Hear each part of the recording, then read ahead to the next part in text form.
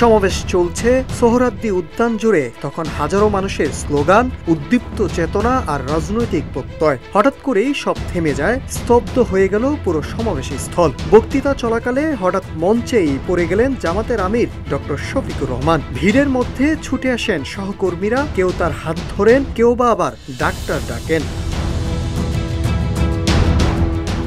মঞ্চে জামায়াতের আমিরের এই অবস্থায় পিছনের সারিতে দাঁড়িয়ে থাকা জাতীয় নাগরিক পার্টির উত্তর অঞ্চলের মুখ্য সংগঠক সার্জিস আলম নির্বাক হয়ে হাত তুলে দোয়া শুরু করেন। রাজনীতির কঠিন মঞ্চেও এমন মানবিক দৃশ্য ছুঁয়ে যায় সকলের হৃদয়। পরে সার্জিস আলম তার ভেরিফাইড ফেসবুকে একটি পোস্টে দোয়া চেয়ে লিখেন, আল্লাহ জামায়াতে ইসলামের সম্মানিত আমিরকে সুস্থতা ও নেক হায়াত দান করুন।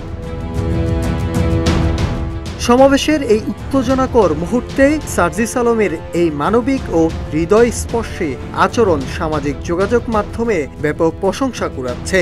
ভিডিও ফুটেজে দেখা যায় জামায়াতের আমির প্রথমবার মঞ্চে পড়ে গেলে হতভম্ব হয়ে সার্জিস আলম ঠিক সেই মুহূর্তেই হাত তুলে দোয়া শুরু করেন। ভিড় ঠেলে সামনে না গিয়ে একপাশে দাঁড়িয়ে জামায়াতের আমিরের সুস্থতার জন্য মোনাজাত করতে থাকেন তিনি।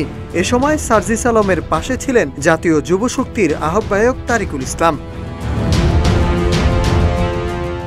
মোনাজাতের এই ভিডিওটি সামাজিক যোগাযোগ মাধ্যমে দেখে অনেকেই আবেগ আপ্লুত হয়ে পড়েন। সার্জিস আলমের এই মানবিক ও আন্তরিক আচরণকে নেটিজনরা শ্রদ্ধা ও প্রশংসার সঙ্গে গ্রহণ করেছেন। এ ধরনের আচরণেই রাজনৈতিক সংস্কৃতিতে সৌন্দর্য ও মানবিকতার বার্তা দেয় বলেই অনেকেই মন্তব্য করেন।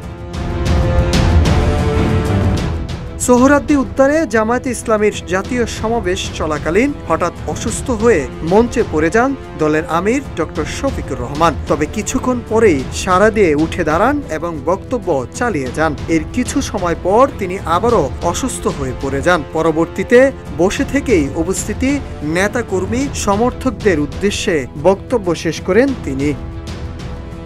Nahid Hasan, news desk, Ittefaq.